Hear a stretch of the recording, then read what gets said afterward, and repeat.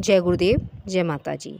और मेरा उन सभी भाई बहनों से सादर प्रणाम जो ये वीडियो देख रहे हैं और मेरे इस चैनल को फॉलो करते हैं। आइए आज का टॉपिक के बारे में बात करते हैं। आज का टॉपिक है नारियां समय की नब्ज को पहचाने और आगे बढ़ें।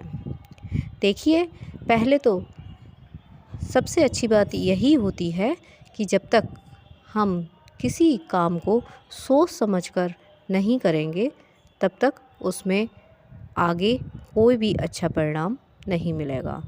तो कोई भी काम हमें बहुत सोच समझकर करना चाहिए। आज का वक्त नारियों के लिए ऐसा है कि वह आगे बढ़ें और समय की नब्ज़ को पहचानें। क्यों? क्योंकि समय आज बहुत बुरा आ गया है। नारियों के ऊपर जो पिछले दिनों परेशानियां आई हैं वह असहनीय हैं। अतः नारी को अपने धर्म और चरित्र की रक्षा करते हुए आगे बढ़ना चाहिए। देवी शक्तियों ने आश्वासन दिलाया है कि पिछड़ों को ऊपर उठाकर लाना ही है और समय की प्रचंड धारा के विपरीत बने रहने का देर तक दुराग्रह नहीं करा जा सकता। तूफान मजबूत पेड़ों को भी उखाड़ फेंकता है और जो घटा टोप वर्षा में छप्परों से लेकर झोंपड़ों तक को बहते देखा जाता है वह एक समय का बहाव ही होता है। पानी का दबाव बड़े बड़े बांधों में भी दरार डालने और उन्हें बहा ले जाने का दृश्य प्रस्तुत करता है। यह महाकाल की ही हुंकार है जिसने नारी को पिछड़े क्षेत्र से हाथ पकड़कर आगे बढ़ने के लिए धकेला और घसीटा और जो नारियां पीछे रह गईं उन्हें भी धक्का देकर आगे बढ़ाया। अब यह भी निश्चय है कि नारी शिक्षा का बहुत ही तीव्रता से विस्तार होगा। नारी शिक्षा और व्यवस्था में पुरुष का एक ही अधिकार नहीं रहेगा, बल्कि नारी शिक्षा की परिवार परिक्रोह से लेकर शासकीय शिक्षा विभाग तक में समुचित व्यवस्था बनानी होगी।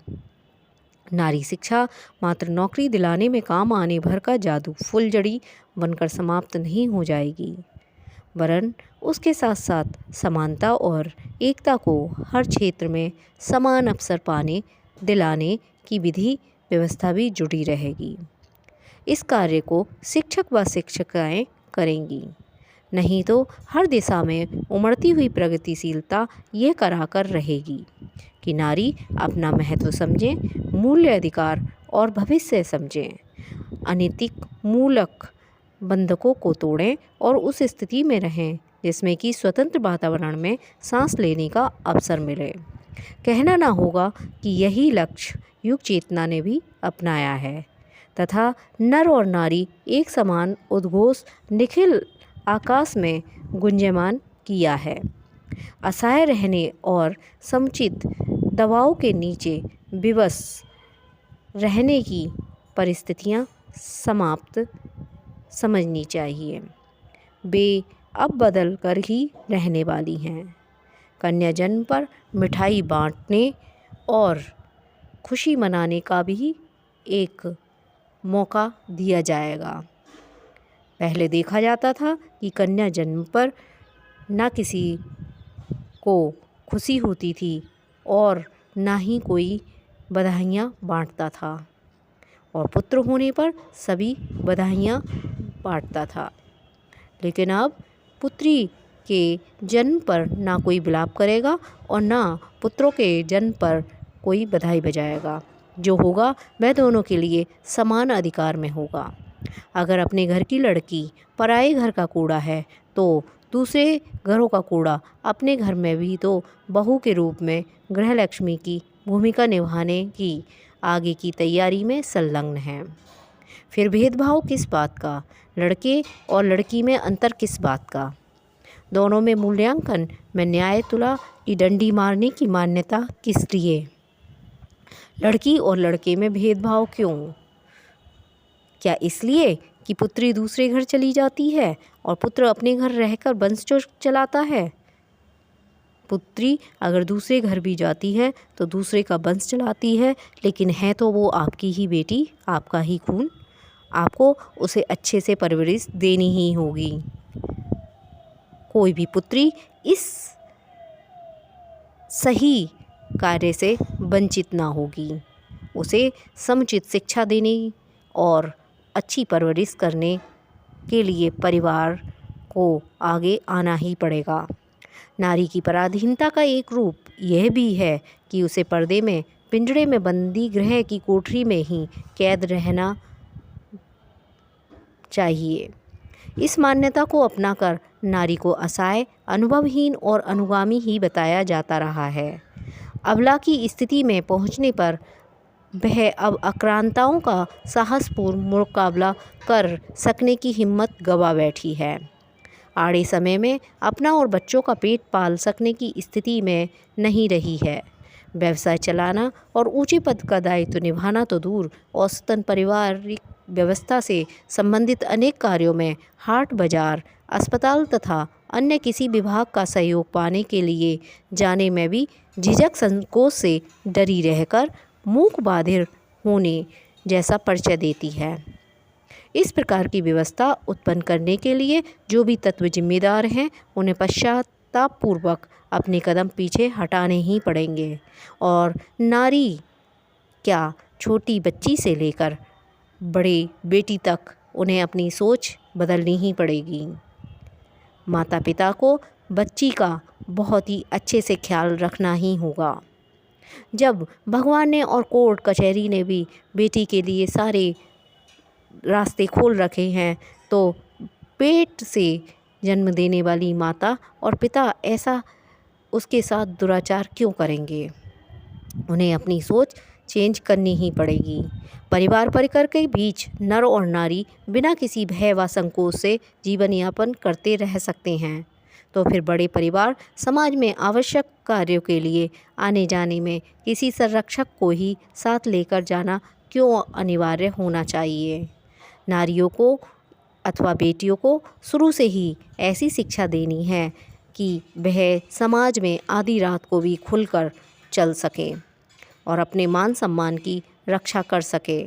विवाह की बात तय करने के लिए परिवार वालों की ही मर्जी क्यों?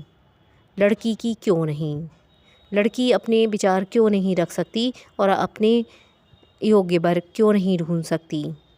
अगर बेटी को भी यही अधिकार दिया जाए तो सकुशल सभी की खुशी के साथ विवाह होगा। और बेटियों को ये अधिकार है कि वह अपना वर चुने। ये तो हमारे वैदिक काल में और प्राचीन काल में भी था कि बेटियां अपना वर खुद चुनती थीं।